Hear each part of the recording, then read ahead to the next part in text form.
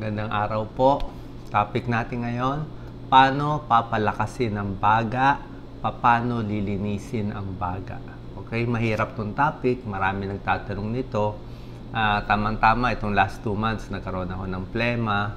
Mahirap pala yung may plema, masakit dito sa dibdib. So, laging may konting plema, paano to ilalabas? Okay, makita natin, Doc Lisa, lung disease. Anong gagawin natin? Paano lilinisin ang baga? Posible to. Okay? So, bakit nasisira yung baga? Unang-una, naninigarilyo. Pag naninigarilyo, sira talaga yung baga. Kakabutas-butas. Pag air pollution, nasa Maynila tayo, nasa city, nakakasira din ng baga. Naawa ko minsan sa mga traffic enforcer, nasa kalye, nagbebenta, mga vendors, nasisira baga. Mas maganda naka-mask. At yung mga may sakit, asthma, COPD, emphysema, pulmonya, tuberculosis, at lahat ng cystic fibrosis, yung mga sakit sa baga, kadalasan pang matagalan at meron ng sira yung baga. Lagi na silang may plema, lalo na sa smoker.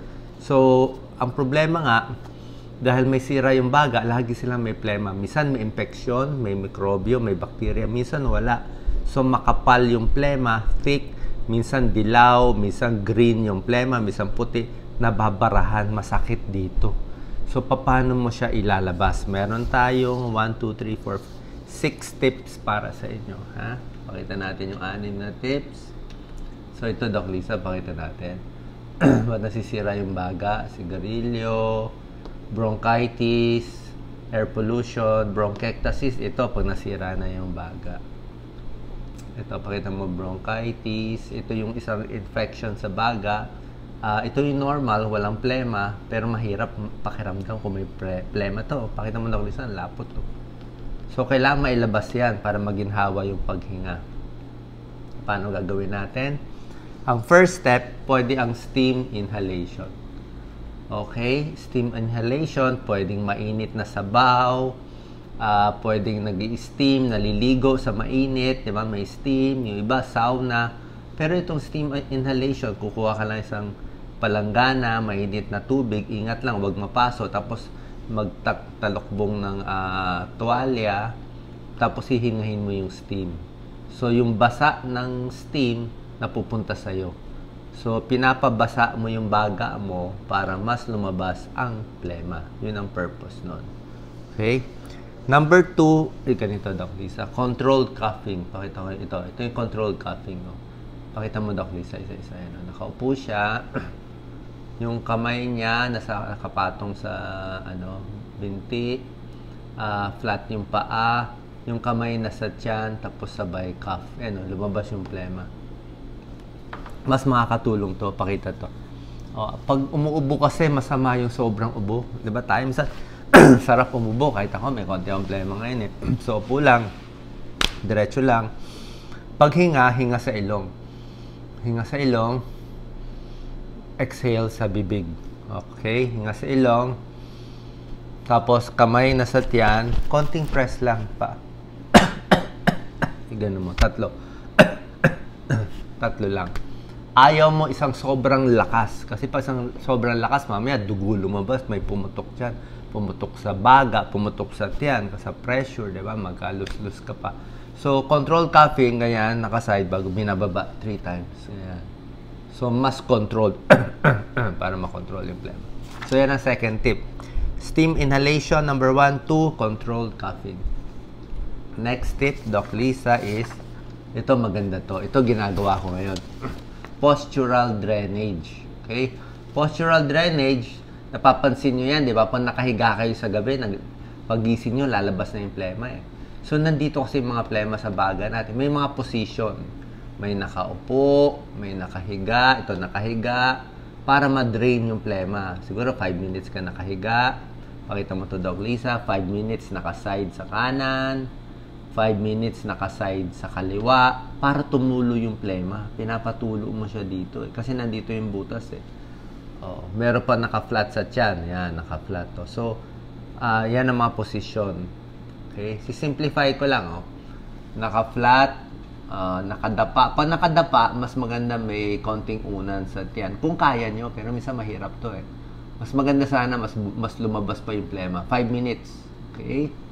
Tapos, pag nakatihaya, dapat nakataas naman yung puwet para bumaba din yung plema. Pag naka-side, pwede rin may unan para mas bumaksak yung plema. 5 minutes. Tapos to, 5 minutes. Ito yung pinakasimple. Dapa, tihaya, left side, right side. Yung 4 na lang pwede nyo gawin. Okay?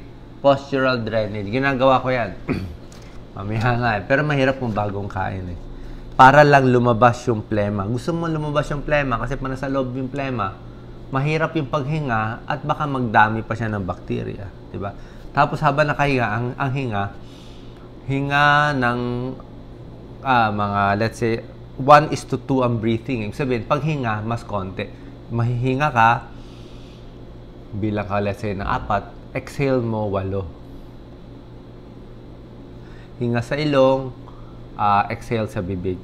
Mas mahaba yung exhale. Mas konti yung hinga. Pero mas maganda deep breathing. Tapos, ito yung pangatlong tip, no? Ang 4th tip, ito Lisa, pinapalo-palo. Anong bunga ko? Chest clapping. Okay? Ganito po pag chest clap, ganito yung kamay, nakakap po. Ano? Nakakap daw. Huwag ganito. Pag ganito kasi masakit eh. Masakit. Masakit to eh. Masakit. Kaya cup. Tingnan mo yung tunog. Mas maganda yung tunog mo. So ganito. Kinaklap dito sa dibdib.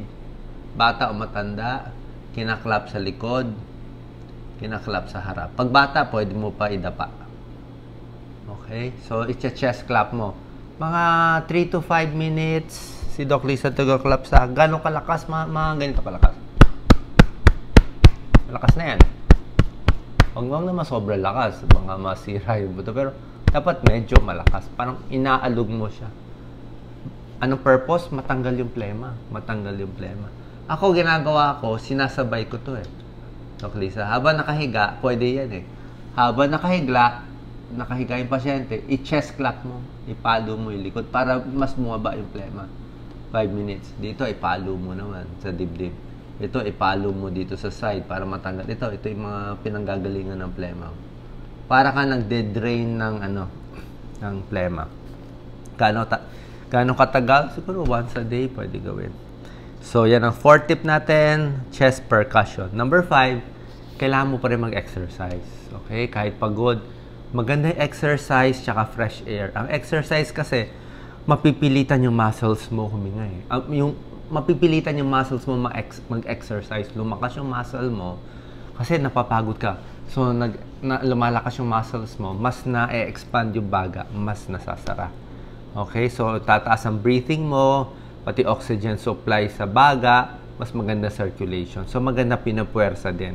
So, sa may sakit, pag mahina, kahit konting lakad-lakad. Pero kung kaya nyo naman, more exercise, better. Number 6, pagkain. Siyempre, healthy foods. Bakit na natin healthy foods? Malisa ito. Ang pwedeng kainin, basta prutas, gulay, lahat naman healthy eh. Pero, ang pinakabagay sa baga, green tea daw, may tulong, may pag-aaral. Green tea. Second, orange fruits and vegetables. Prutas at gulay na kulay orange. Sabihin ko na lang, carrot, kalabasa, kamote, kamatis, papaya, orange, dalandan, kalamansi, lemon.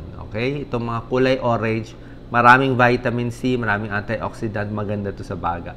Carrots, kalabasa, kamote, kamatis, 4 na K. Papaya, orange, dalandan. Sa isda, malaking bagay din yung mga isda. Fatty fish, mahal to eh. Mahal salmon, pero maganda. Tuna, mahal, mas mura. Mga tawilis, dilis, tamban, sardinas, hito. Okay, isda. Beans, okay din ang beans. Ang beans kasi maraming zinc, selenium, manganese, kailangan ng baga. Munggo, red beans, halo-halo, tokwa, taho. Yung red beans ng halo-halo. And iinom ng mas maraming tubig. Okay din yung nuts. May plema nga ako.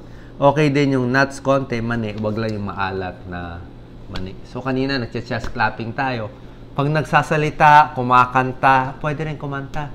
Yung nagbo-vocalize, mas nagagalaw din yung plema pag kumakanta. So, mas maganda ginagalaw yung baga, in-exercise yung baga, pwede kumanta, vocal exercises, na exercise yung baga, mas lumalabas yung plema para mas maginhawa ang pakiramdam. So, yan po ang mga tips natin para luminis ang baga. Sana nakatulong sa inyo. Share po natin kasi ang daming may problema dito. Tsaka kahit ako, hindi ko rin alam lahat ito eh. So, panoorin na maiging video, ulit-ulitin kung babagay sa'yo. Last tip, sinusubukan ko pa yung humidifier. Ang humidifier, maliit lang siya na aparato, may tubig, nagbabasa ng tubig. Tinitingnan ko kung maganda o hindi eh. Pero parang nebulizer siya. Pwede nyo try kung mas nakakatulong ba o hindi sa inyo. God bless po.